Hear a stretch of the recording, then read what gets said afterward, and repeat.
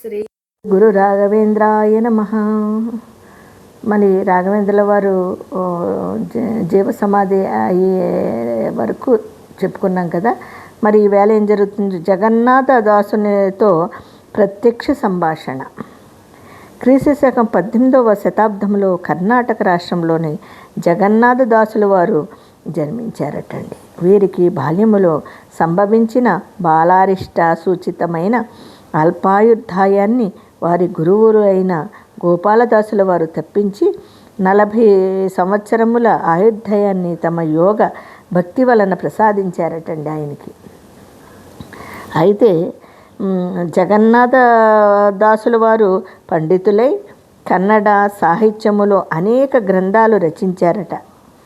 శ్రీహరి కథామృత సారము అనే గ్రంథములో సమస్త వేదార్థ సారాన్ని ఇమిడ్చి కన్నడ పండితులచే శ్లాఘించబడ్డారట. వీరు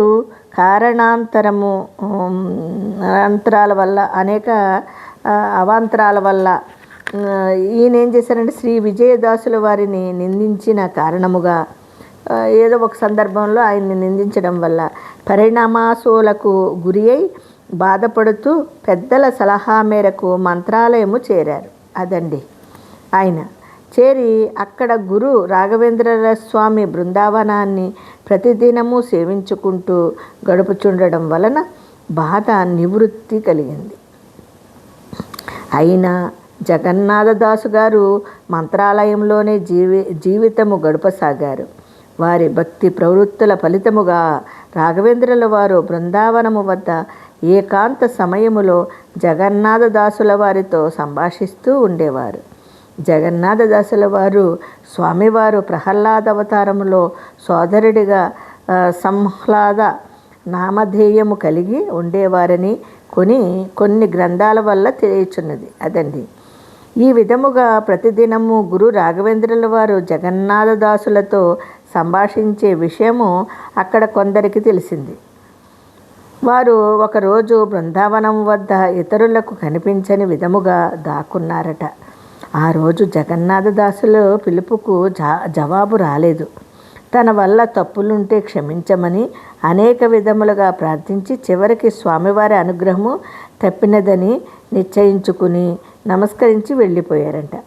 జగన్నాథదాసులకు ఆ రాత్రి గురుదేవులు స్వప్నంలో దర్శనమిచ్చి తన మౌనానికి కారణము చెప్పి ఇకపై మాట్లాడే అవకాశం లేదని, నీవు కోరుకున్నప్పుడల్లా స్వప్నంలోనే కనిపించి నీ సందేహాలు తీర్చగలనని చెప్పి అభయమునిచ్చి అదృశ్యమయ్యారటండి.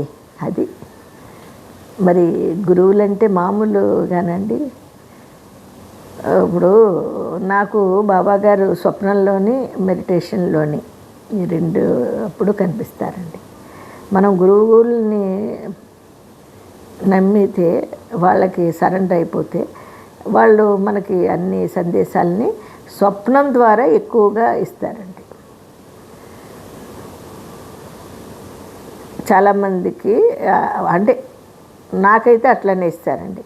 అలాగే రాఘవేంద్ర వారు కూడా చూడండి ఆయనకి, ఎందుకంటే వాళ్ళెవరో పక్క నుంచి ఏంటి ఈయనతో మాట్లాడుతున్నారు అని వినాలనే కుతూహలంతో అన్నప్పుడు ఆయనకు తెలియదండి. సర్వాంతర్యామి సద్గురు సాయినాథుల వారు, అలాగే జగద్గురు మరి బ్రహ్మేంద్ర గారు అసలు నిజంగా గురు రాఘవేంద్రుల వారికి తెలియనిది ఏముందండి. ఆ విధంగా తెలుసుకుని కదా ఆయన, అందుకని అప్పటి నుంచి ఆయనకి స్వప్నంలో కనిపిస్తూ ఉంటారు. తరువాత వీరి సంభాషణకు అంతరాయము కలిగించి వారందరూ చెవిటి వారైనారు. చూసారా, వీళ్ళు రాత్రిపూట మాట్లాడుకుంటున్నారని వినాలని వచ్చిన వాళ్ళందరూ కూడా చెవిటి వారైపోయారటండి. వారు అకస్మాత్తుగా ప్రాప్తించిన బధిరత్వానికి కారణము బోధపడక స్వామిని మనసారా సేవించారు.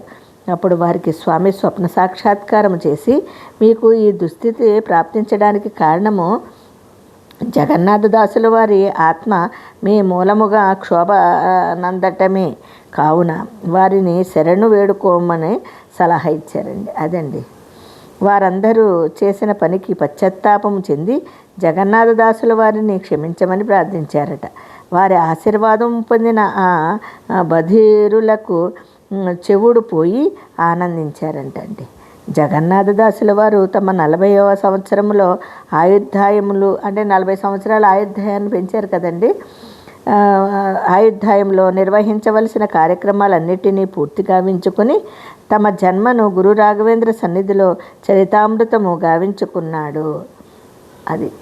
అదండి గురుభక్తి అంటే అలా ఉండాలండి. మరి గురుభక్తిని కూడా మనం తెలుసుకున్నాం కదా.